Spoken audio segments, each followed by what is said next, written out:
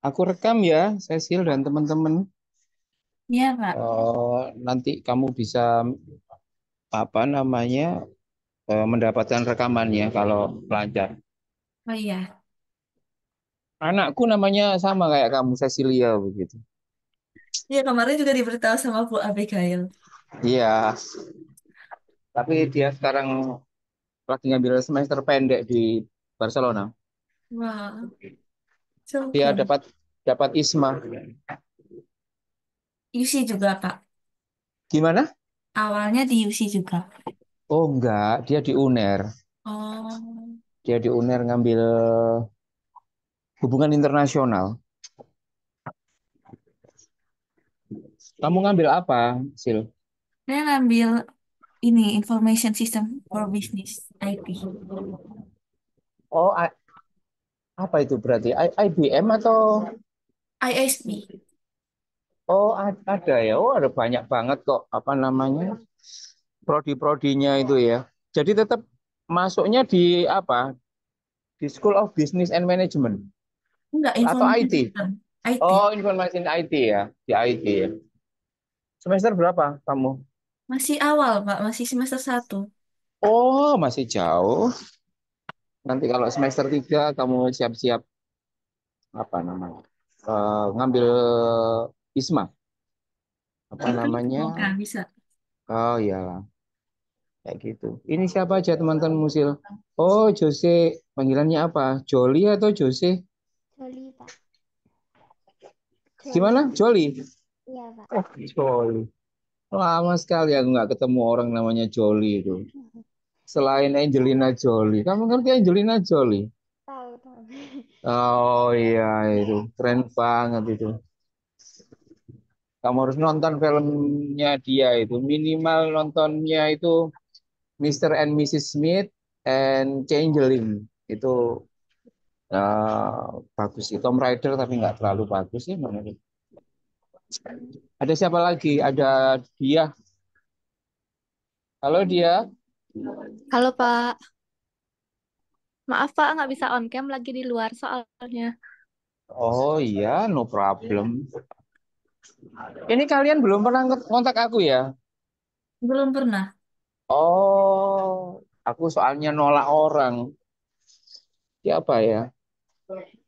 Jadi ada anak ngaku mahasiswa UC terus minta wawancara. Aku bilang, sorry ya, aku nggak bisa. Aku bilang gitu, sibuk.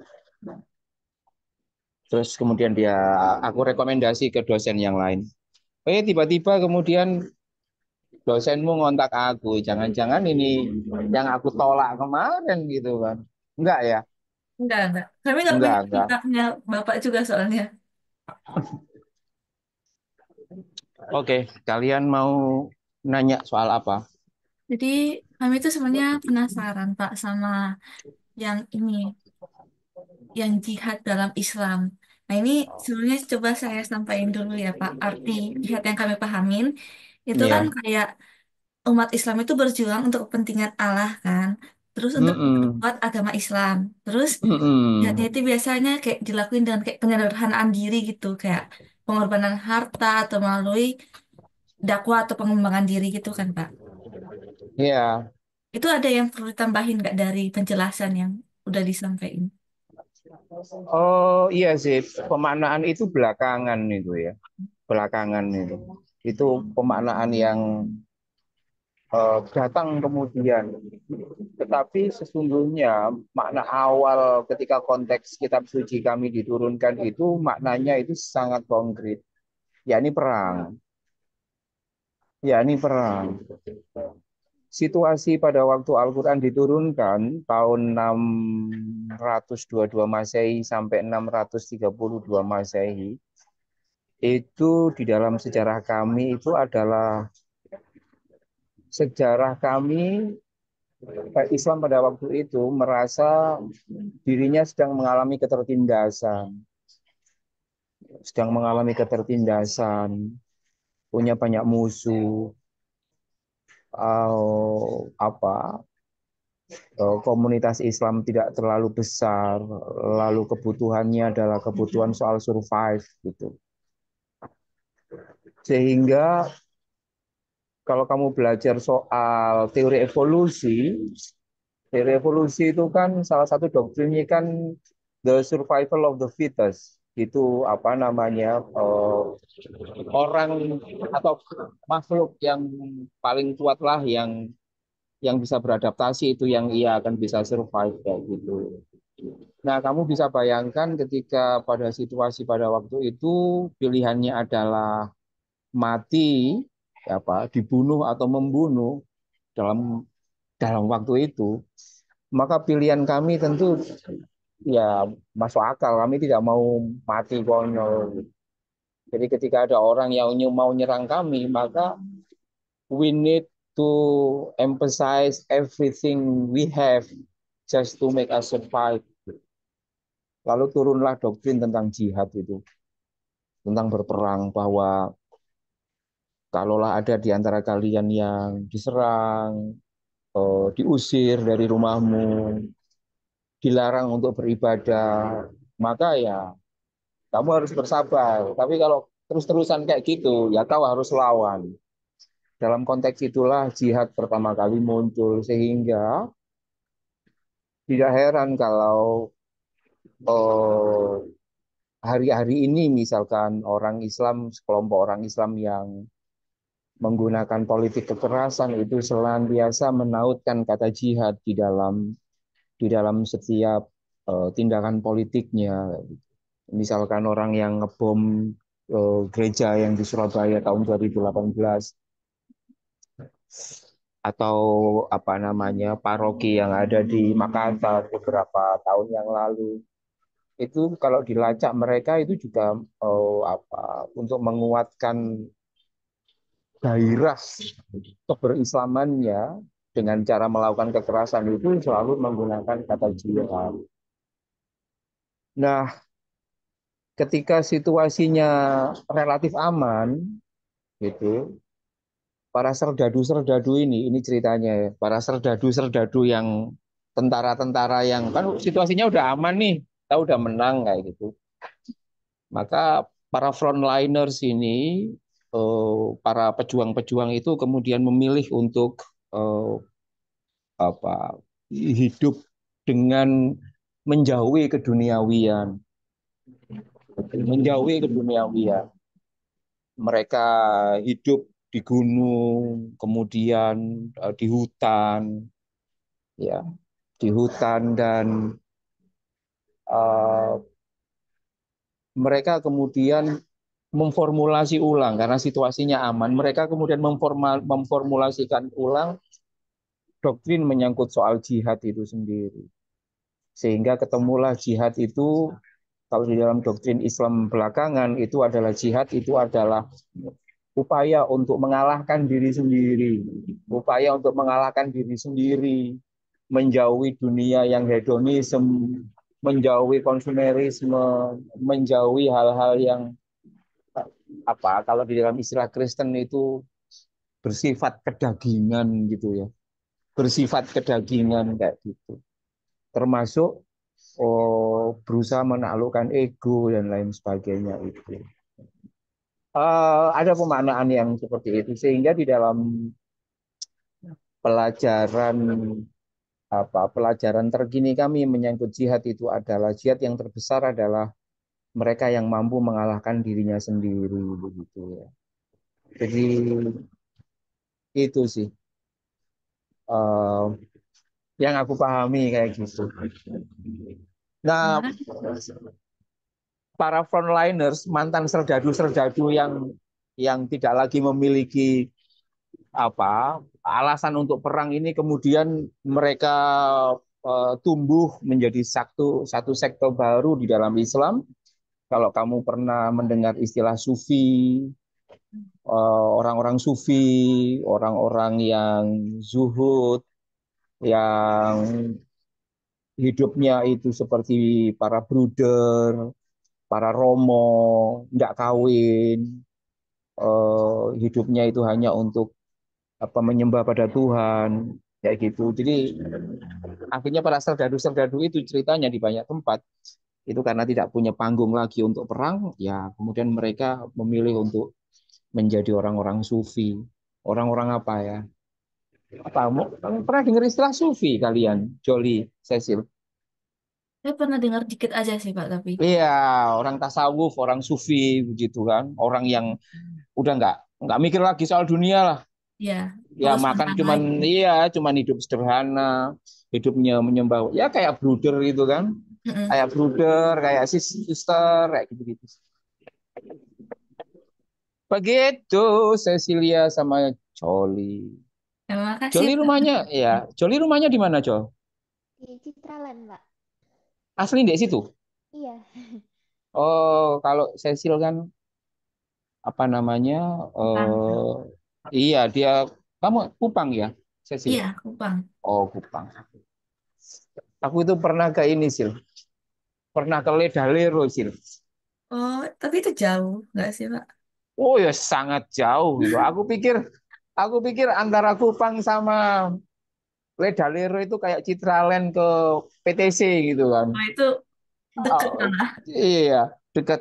Ternyata dari Kupang itu harus naik pesawat lagi. Aku bilang, ya Mm. Allah. saya juga aslinya orang NTT, Pak. Apa sih? Apa, Jol? Papa saya juga aslinya orang NTT. Oh, kamu kan Mm-mm. Tionghoa, Jol. Iya, Oh, mamimu yang ini Tenglang. oh dua-duanya, Oh, dua-duanya Tenglang. iya Tionghoa. Oh, kalau Cecil juga. Iya. Oh, Tenglang juga ya. Oke, kelihatan itu dari matamu itu mata kalian itu. Nggak bisa dicuri itu. Apalagi? Tadi kan Bapak pernah tadi sempat jelasin kayak jihad itu malah di apa kayak dijadiin alasan buat jadi kayak praktik kekerasan gitu kan. Nah itu kan sebenarnya Iya. dalam Islam nggak pernah diajarin hal itu. Tapi mungkin karena yang awalnya jihad itu digunain dalam perang itu mungkin kayak yang menumbuhkan rasa orang tuh malah kayak oh jihad itu berkaitan sama kekerasan. Nah itu buat meluruskan pandangan itu tuh gimana Pak? Gini ya, Sil ya. Hmm? Tidak ada sejarah agama-agama besar di dunia yang tidak bersinggungan dengan praktek kekerasan atas nama agama. Setiap agama-agama besar, minimal yang masuk di dalam rumpun Abrahamic religion, itu selalu dan senantiasa memiliki doktrin tentang survival, tentang pertahanan diri. Ya, pertahanan diri itu kan bisa ketika diserang dia mempertahankan untuk supaya nggak mati atau pertahanan diri itu bisa bermakna menyerang dulu sebelum didahului. Nah, justru yang salah kaprah adalah memaknai bahwa agama-agama besar itu tidak memiliki potensi untuk menggunakan kekerasan. Itu yang nggak tepat sih. Itu yang nggak tepat sih. Agamamu misalkan Katolik gitu ya. Atau Joli kamu ke mana? Ke gereja juga, Jol? Iya, Katolik, Pak. Oh, Katolik, sama-sama Katolik. Itu perang itu. Perang salib. Hmm. Dulu waktu sebelum perang salib lah, perang salib kan seribuan tahun seribu. Sebelum itu ya, sebelum Islam datang misalkan.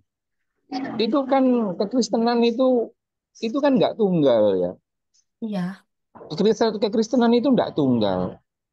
Misalkan ketika terjadi perdebatan menyangkut soal Tuhan ya, Tuhannya Yesus itu Trinitarian atau non Trinitarian itu gegerannya keras sih, gegerannya keras.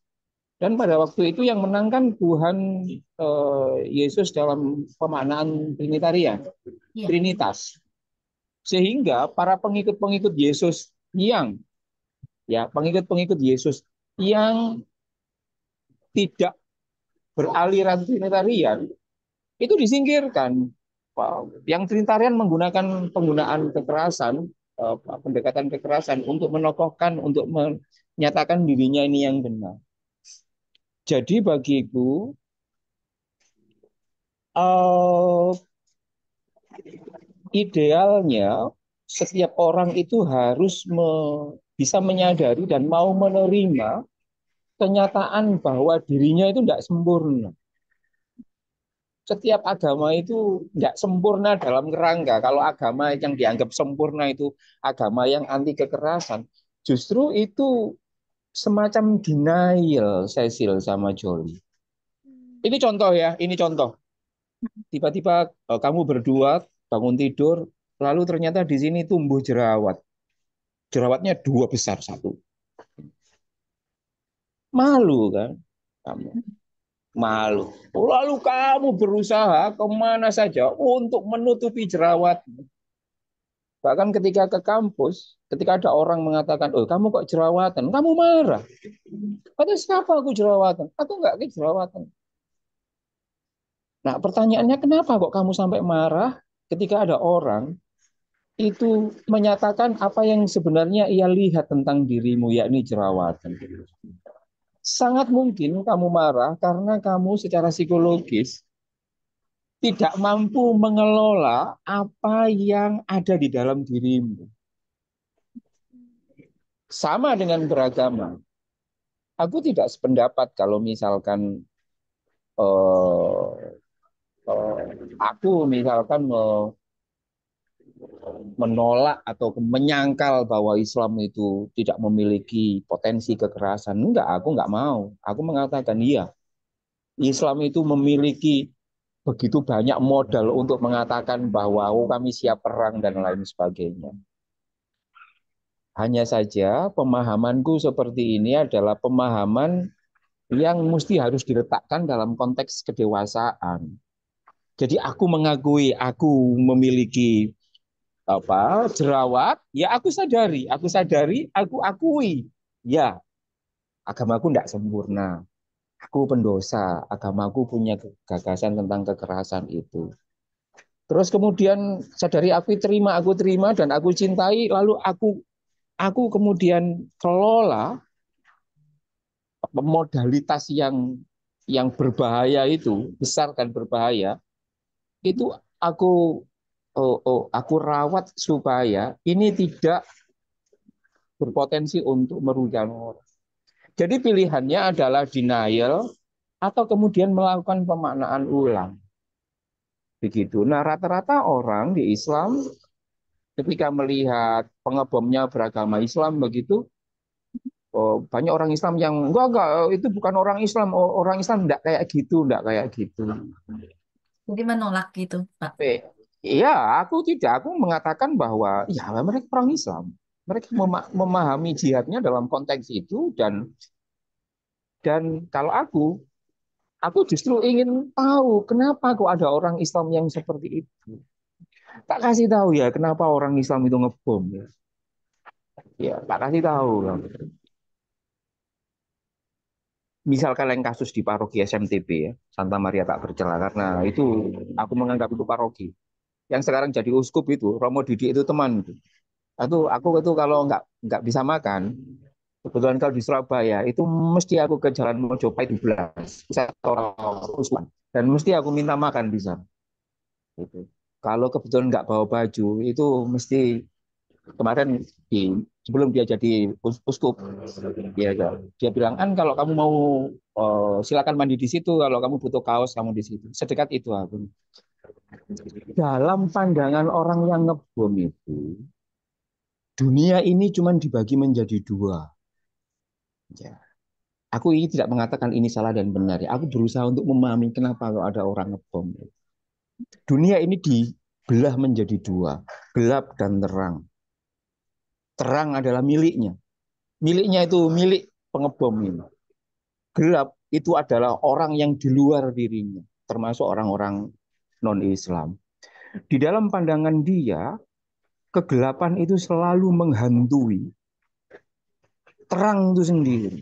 Dalam pikirannya, terang dan gelap ini selalu berperang. Ia merasa terancam bahwa kegelapan itu akan pelan-pelan akan mematikan keterangan itu sendiri. Jadi ketika dia melihat SMTB yang begitu megah, orang-orang Kristen itu terlihat begitu kaya, hatinya sakit. Hatinya sakit itu dalam arti begini, loh ini Indonesia, kami ini mayoritas. Kenapa kok kamu menjadi jauh lebih kaya ketimbang aku? Dan kemudian kamu jauh lebih makmur ketimbang aku. Dan jangan-jangan, pikirannya dia pada waktu itu, jangan-jangan kamu itu bersekutu untuk meredupkan api keislaman kami. Kita kan nggak bisa ngontrol ya pikiran. Sehingga yang ia lakukan pada waktu itu adalah karena mungkin ia tidak memiliki teman yang cukup banyak terkait dengan agama yang lain, sehingga ia dikurung oleh pikiran-pikiran seperti itu.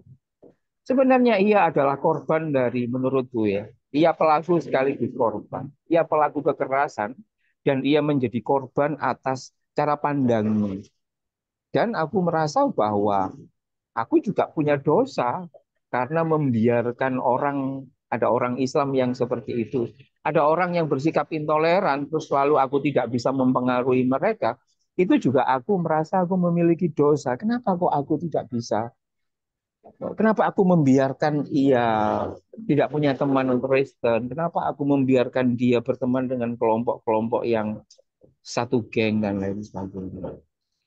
Moga-moga kamu paham dengan omonganku ya, Cecilia Paham, dan paham. Jocelyn. Karena setiap orang itu memiliki pergumulannya sendiri.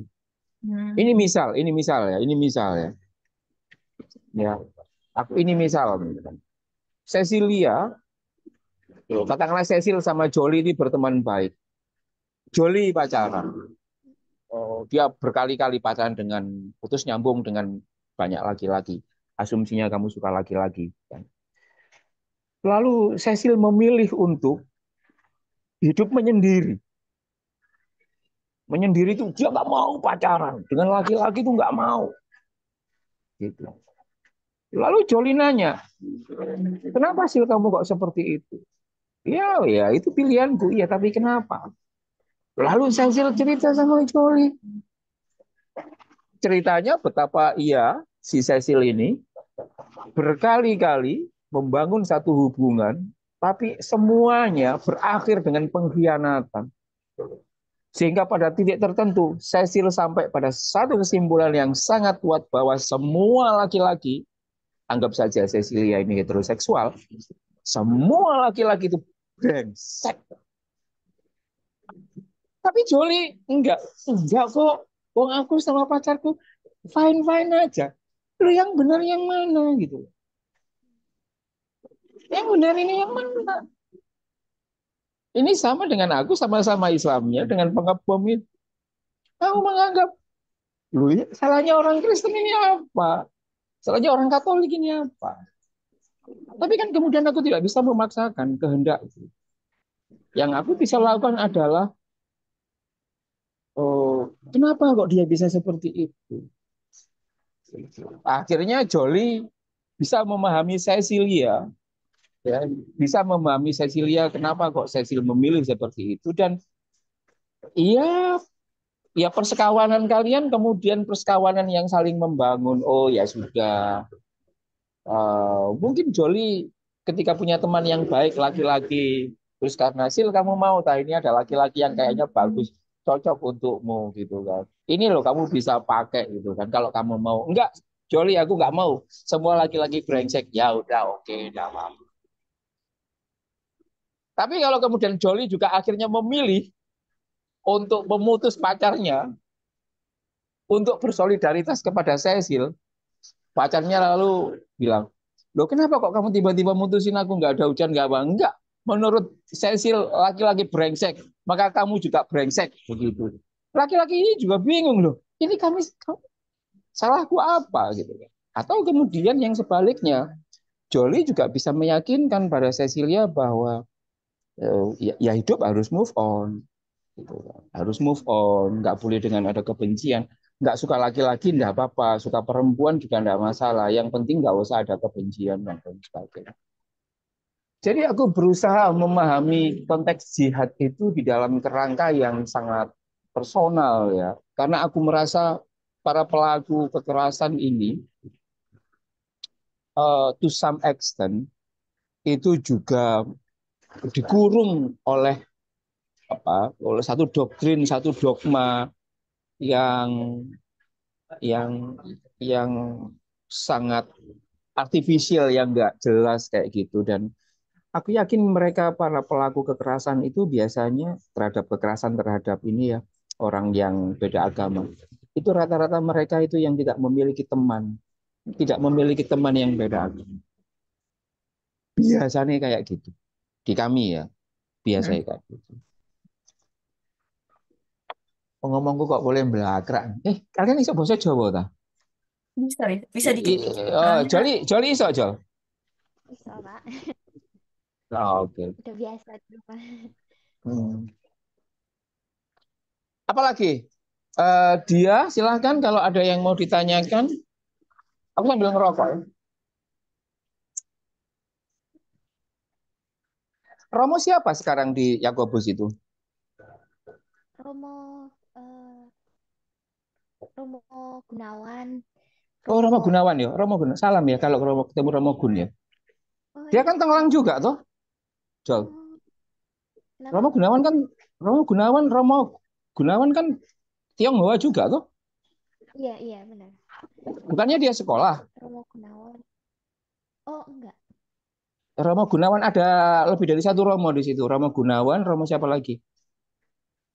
Romo Nggak tahu ya. Udit. Romo Udit sama Romo Nano. Oh, Romo nih. Ya wis. Salam gitu ya kalau ketemu Romo Gunawan. Salam dari Gusaan gitu.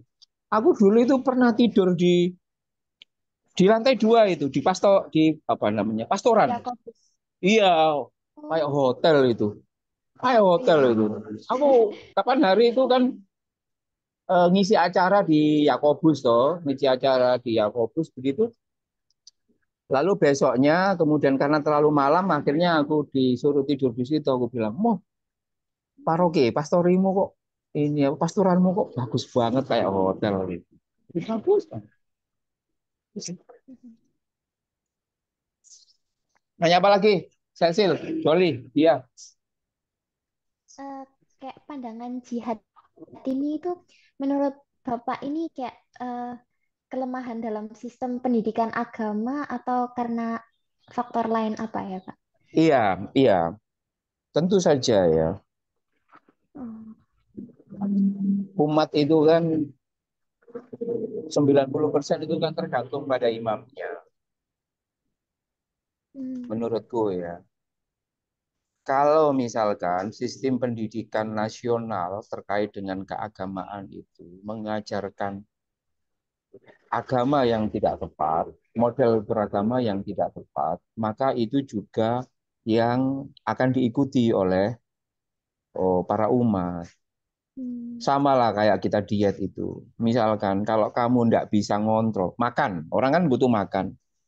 Tapi kalau yang kamu makan itu tiap hari itu melampaui ya kadar kalori yang dibutuhkan, itu kan pasti kan jadi lemak.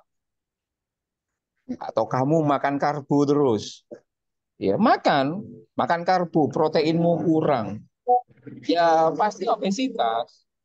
Sama-sama makannya. Jadi sama kayak ini ya, sama kayak kita mengasupi tubuh kita itu. Aku menduga bahwa pengajaran agama, terutama di dalam agama Islam, pengajaran agama Islam di sistem pendidikan nasional itu masih belum tepat. Hmm. Misalkan begini ya, Joli sama saya sudah. Menurut survei tahun 2021 dilakukan oleh apa namanya UIN, Universitas Islam Negeri Syarif Hidayatullah Jakarta, Hmm. kepada seluruh mahasiswa mahasiswi seluruh Indonesia, mau Islam mau Kristen mau perguruan tinggi negeri mau perguruan tinggi pokoknya survei semuanya. Itu hasilnya Mahasiswa-mahasiswi yang beragama Islam, tingkat toleransinya sangat rendah. Sangat rendah. Bukan rendah ya, sangat rendah. Terutama mahasiswa-mahasiswi yang beragama Islam yang kuliah di perguruan tinggi agama. Kan perguruan tinggi di Indonesia kan dibagi menjadi perguruan tinggi agama, perguruan tinggi negeri, PTN, perguruan tinggi swasta, perguruan tinggi kedinasan. Ya, cuma 4 itu. Nah, di satu sisi, mahasiswa-mahasiswi yang non-Islam, itu tingkat toleransinya itu sangat tinggi. Survei itu. Lalu dilacak, kenapa kok bisa seperti itu? Sangat mungkin itu adalah karena jejak-jejak pengajaran agama ketika mereka yang beragama Islam itu di SD, SMP, dan di SMA. Lalu apa sebenarnya yang terjadi di SD, SMP, dan SMA? Ketika aku coba lihat anatomi kurikulumnya, ya, anatomi anatomi kurikulum di dalam pendidikan agama Islam di sistem pendidikan nasional itu,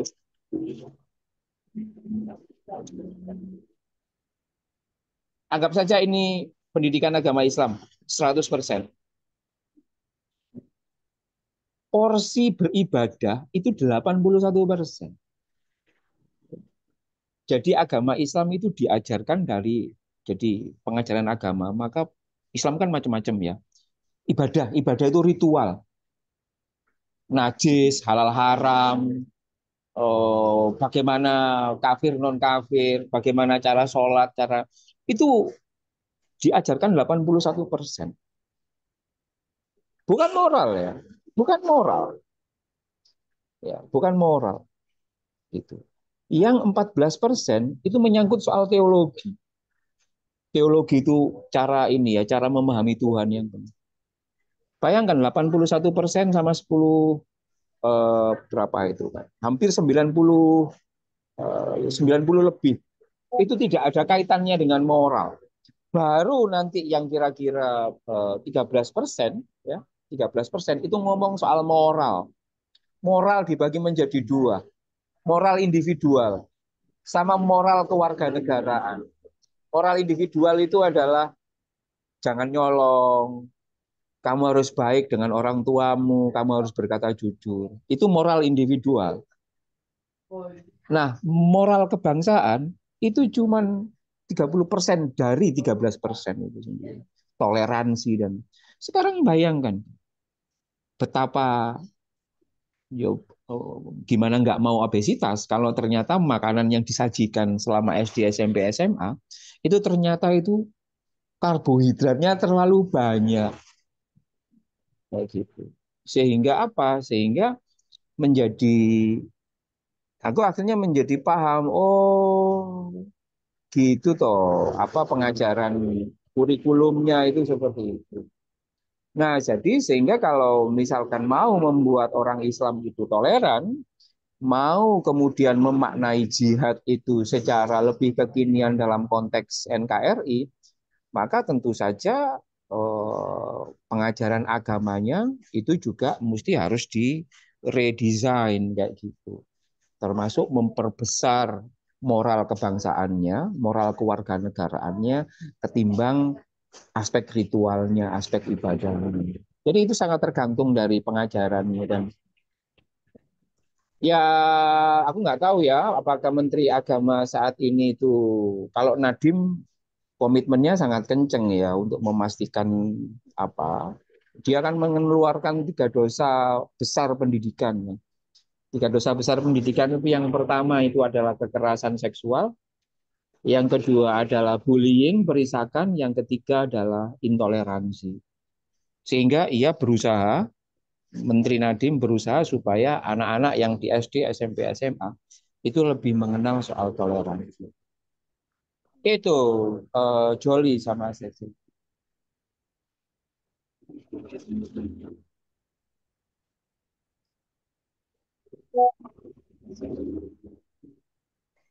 Cukup.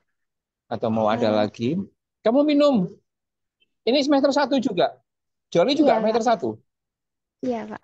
Satu kelas. Oh, iyalah. Harusnya aku ngajar di... Oh, satu kelas ya.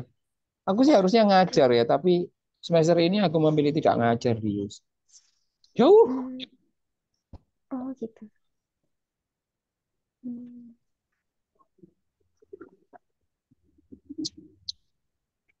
Jadi untuk menangani Apalagi? kayak kan jadi yang kayak orang yang udah dari kecil itu udah kayak misal dari kecil udah negeri terus sekolahnya agama lagi. Nah itu cara agar pikiran mereka tuh lebih terbuka itu gimana Pak? Jadi kayak hal apa yang dilakuin sama petinggi agama atau mungkin sama umat Islam gitu biar mereka tuh bisa ada rasa toleran yang tinggi gitu ke agama-agama lain. Itu Gimana ada ya? caranya nggak buat kayak Aku itu, hmm, oh ada caranya. Sama kayak kita diet itu kan. Misalkan kita mau kurus itu kan ada caranya. Pertama, eh, kendalikan makanmu. Kedua, olahraga. Ya kan cuma itu aja. Kendalikan makan dan olahraga. Sama dengan orang itu. Aku sejak playgroup sampai S2 itu kan selalu sekolah agama. Cecilia dan Oh. Joli. Sejak playgroup. Sejak playgroup. Hmm. Playgroup, TK, Madrasah Ibtidaiyah, SD itu kan, Madrasah Sanawiyah, SMP, SMA Islam, terus dua kampus itu juga miliknya pesantren, kayak gitu. Jadi aku bisa mengatakan I've been there. Aku pernah menjadi intoleran itu pernah. Gitu. Terus Hmm. kemudian aku mengalami proses yang seperti ini. Kira-kira ya ada tiga hal yang bisa dilakukan oleh siapa saja yang ingin badannya menjadi kurus, menjadi ramping, tidak obesitas ya, atau menjadi toleran. Anggap saja intoleran itu obesitas dan toleran itu menjadi proporsional. Yang pertama itu adalah instilling value. Instilling value itu adalah oh, menyemai menyemai nilai value. Jadi misalkan ini ya, ini orang katakanlah yang intolerannya tinggi. Kalau kita Hmm. ingin membuat dia menjadi toleran, yang pertama itu kita suntik dengan value. Ya. Jadi yang diajarkan, didoktrinkan ke dia, itu yang awalnya itu hanya ritual, itu kita keperas, kemudian diganti dengan value. Diganti dengan value itu misalkan kalau kamu itu kan menjadi Katolik itu kan mengasihi, mencintai, kan gitu kan value. Hmm. Itu kan value. Apa namanya, eh, apa namanya, kalau ada doktrin di dalam Alkitab itu cintailah apa ya Gustimu seperti yang sebagaimana cintailah ya cintailah manusia itu sebagaimana kamu mencintai Gusti dan lain sebagainya karena manusia itu representasi dari Gusti. Itu kan value, bukan ritual. Itu value. Nah, itu yang kemudian yang aku tanamkan ke anak-anakku, value, value. Ya Hmm. selain aku tanamkan sholat, ngaji gitu, tapi ya value.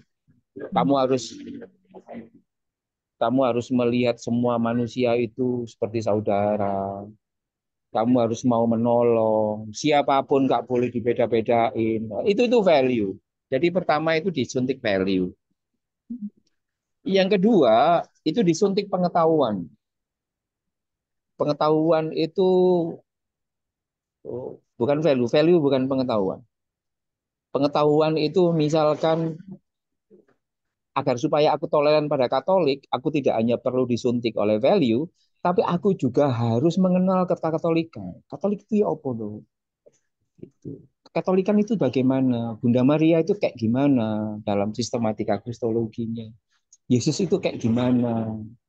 Ajarannya itu seperti apa? Misa itu apa? Sakramen itu apa? Gitu. Nah, itu pengetahuan. Pengetahuan tentang kelompok lain. Itu kalau agama. Kalau misalkan intoleransinya adalah intoleransi berbasis gender dan seksualitas LGBT, maka pengetahuannya kalau orang itu kepingin didorong untuk bisa toleran, maka selain value, ia harus belajar tentang satu disiplin ilmu namanya gender dan seksualitas. Jadi disuntik dengan value, disuntik dengan knowledge. Nah, yang ketiga, yang terakhir itu berjumpa, encountering others, perjumpaan. Kalau yang dua tadi itu kan pikiran kan, value, pengetahuan itu kan bersifat abstrak. Kita bisa googling. Nah, yang ketiga tadi itu adalah berjumpa.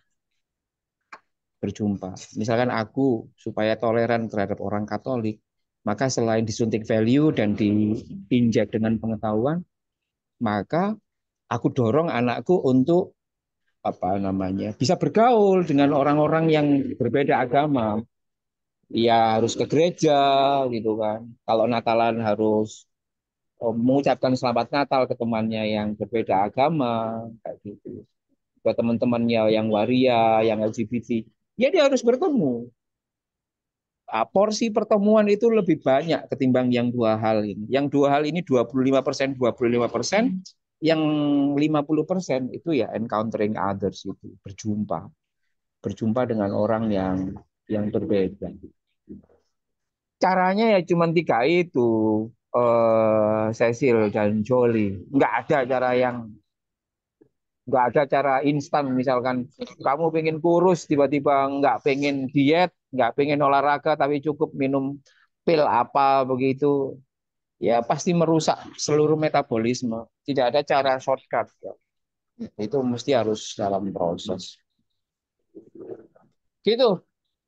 Jolly dan Cecilia, sebentar, aku screenshot dulu laporan ke siapa namanya, ke Bu dosen. Abigail.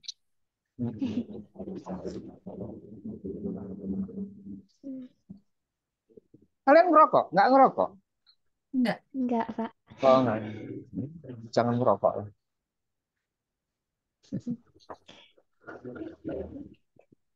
Ada lagi kah?